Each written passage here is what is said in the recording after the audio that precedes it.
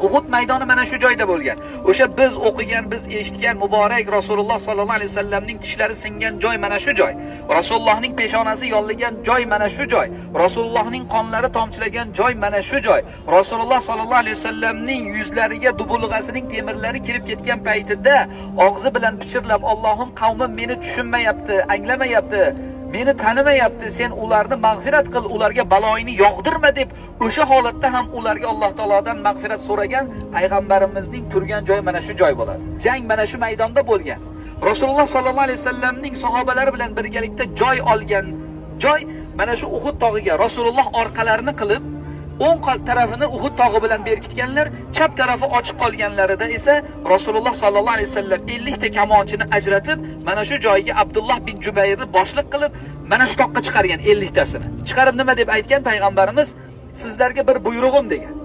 Biz g'olib bo'lganimizni ko'rsangiz ham, biz mag'lub bo'lganimizni ko'rsangiz ham, hargiz bu tog'ni sizlar tark etmaysizlar, toki men sizlarga o'zim tushinglar demagunimgacha deb buyruq beradi. Payg'ambarimiz sollallohu alayhi vasallam jangdan avval qilichini chiqarar ekanlarda, sahobalardan hammasiga yuzlanib turib, mana shu qilichimni haqqini kim beradi, shunga qilichimni beraman degan ekan.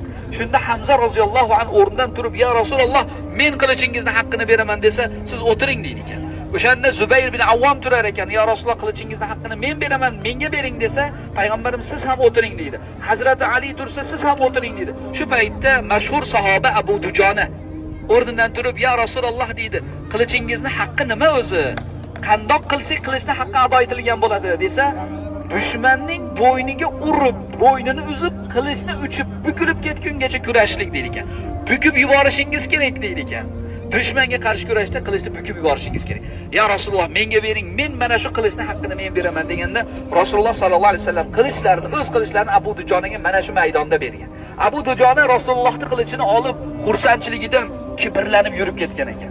Yurganida payg'ambarimiz sollallohu alayhi vasallam sahobalariga qarab, "Abu Dujonaga qaranglar. Alloh taolo bunday yurishlikni yoqtirmaydi, lekin jang maydonida dushman haybatlanishligi uchun ruxsat bor" deb aytgan ekan. Payg'ambarimiz sollallohu alayhi vasallam musulmonlarning bayrog'ini eng sabotli, eng matonatli bo'lgan insonga topshirgan. Kim u? Hali Madina musulmon bo'lmasdan o'zi yakka yolg'iz kelib, Madina aholisini musulmon qilib yuborgan Mus'ab bin Umayrga beradi. Mus'ab bin Umayr qo'liga bayrog'ini oladi. Payg'ambarimiz sollallohu alayhi vasallam bu maydonga kelganda sahobalarning adadi 700 kishi bo'ladi. Aslida Madinadan ular 1000 kishi bo'lib chiqishgan edi. Lekin Shayxoyn degan joyga yetganlarida ichlarida munofiq bo'lgan. İçlarida, musulmonlarning ichida musulmon emas, tilida iymon keltirgan, lekin dilidan iymon keltirmagan Abdulloh bin Ubay bin Salul. Shu nima deydi? Biz Madinada qolishligimiz kerak. Uhudda jang bo'lmaydi, qaytdik deb o'zi bilan birgalikda 1000 kishidan 300 tasini olib qaytarib olib chiqib ketadi. 700 kishi bilan Rasululloh sallallohu alayhi vasallam mana shu maydonga kelgan bo'ladi. 700 kishi.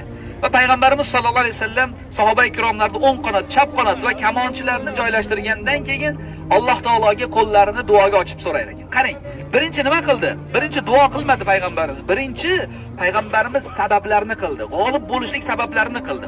Orqasini Uhud tog'iga nima qildi?